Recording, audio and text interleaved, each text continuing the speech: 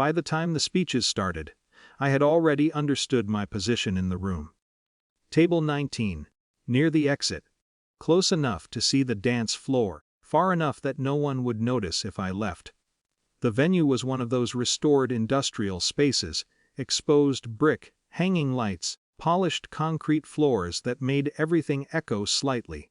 I'd toured it with them 3 months earlier when they were deciding between this place and a vineyard outside the city. I'd asked practical questions about guest capacity and catering load in times. My brother had squeezed my shoulder and said, "See, this is why we need you." I thought he meant included. The slideshow began during the second round of drinks. Childhood photos, soccer games, birthdays, vacations. I watched my own childhood move past without me. There was the backyard treehouse I built. My brother standing proudly inside it. The photo had been cropped tighter than I remembered. There was our high school graduation. Him in the center, my shoulder barely visible at the edge of the frame. At first I told myself it was coincidence. Editing, aesthetic choices. Then came the family photo they had taken earlier that afternoon. Parents seated, bride and groom standing behind them, cousins flanking both sides. I wasn't in it. I had been there. I remembered standing to the left of my mother. I remembered adjusting my tie and stepping aside when the photographer repositioned someone. Apparently I had stepped too far. The best man's speech lasted 12 minutes.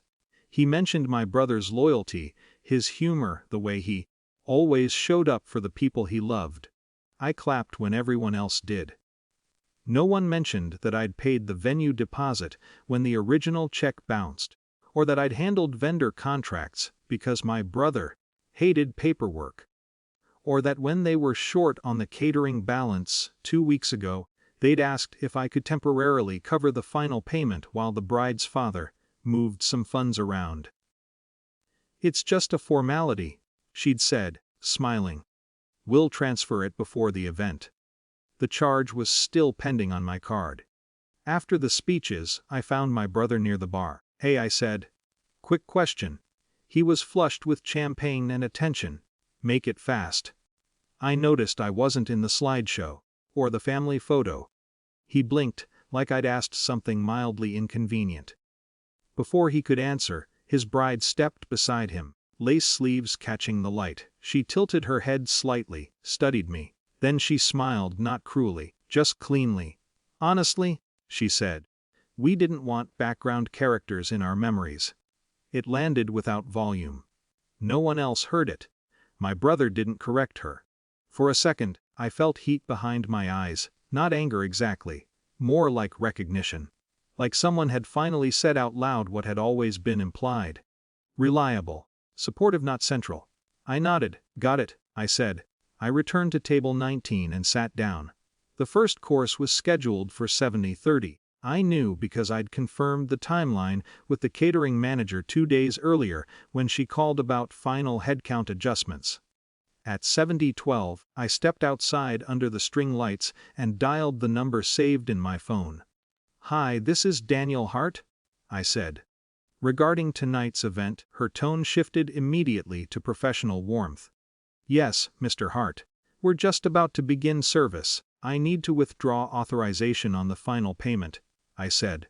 A pause. "I'm sorry. The remaining balance hasn't cleared. You told me service wouldn't proceed without confirmation." Another pause, longer this time. Papers shuffling faintly in the background. "That is correct. I'm not authorizing it." Silence thickened between us. "Understood," she said finally. "In that case, we'll need to notify the event coordinator." "Thank you," I replied. I hung up and stayed outside a moment longer. The air was cool, laughter drifted through the open doors. When I walked back in, nothing had changed yet. Then I saw the catering staff hesitate near the kitchen entrance. Trays held steady, no movement toward the tables. At 7:34, the event coordinator approached the head table. She crouched slightly to speak at eye level with the bride and groom. I couldn't hear her words, but I recognized the posture, calm, logistical, unmistakable. My brother's smile faltered first, The bride straightened, confusion flickering across her face. Guests began noticing the delay. Conversations thinned. Forks remained unused beside folded napkins. At 7:41, my phone vibrated. "What did you do?" my brother texted. I didn't respond. At 7:43, my mother appeared at my table. "There's an issue with the catering," she whispered. "They're saying the payment didn't go through." I met her eyes. It didn't.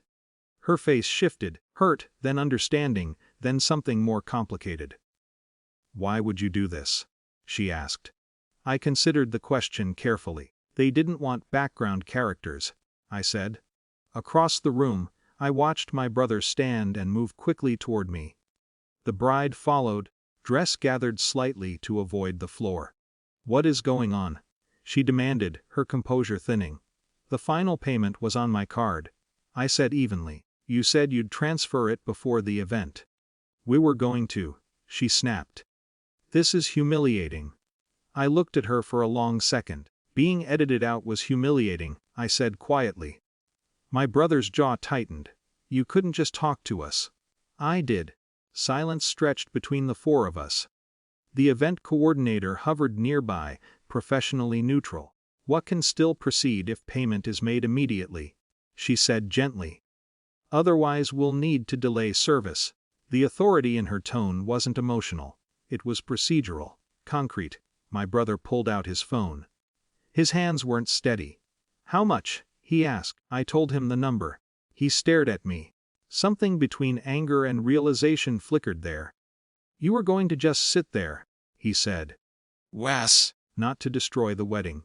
Just to stop being invisible."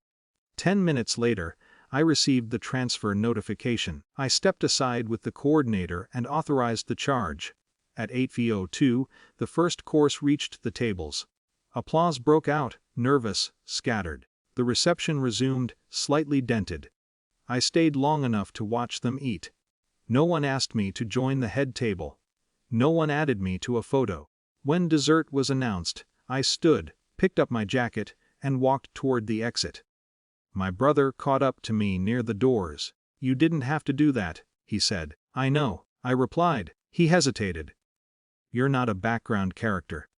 I studied his face, trying to decide whether he believed it or just needed the evening to stabilize. "Then don't treat me like one," I said. Outside, the night felt larger than the venue. I didn't feel victorious, I felt visible. And for now, that was enough.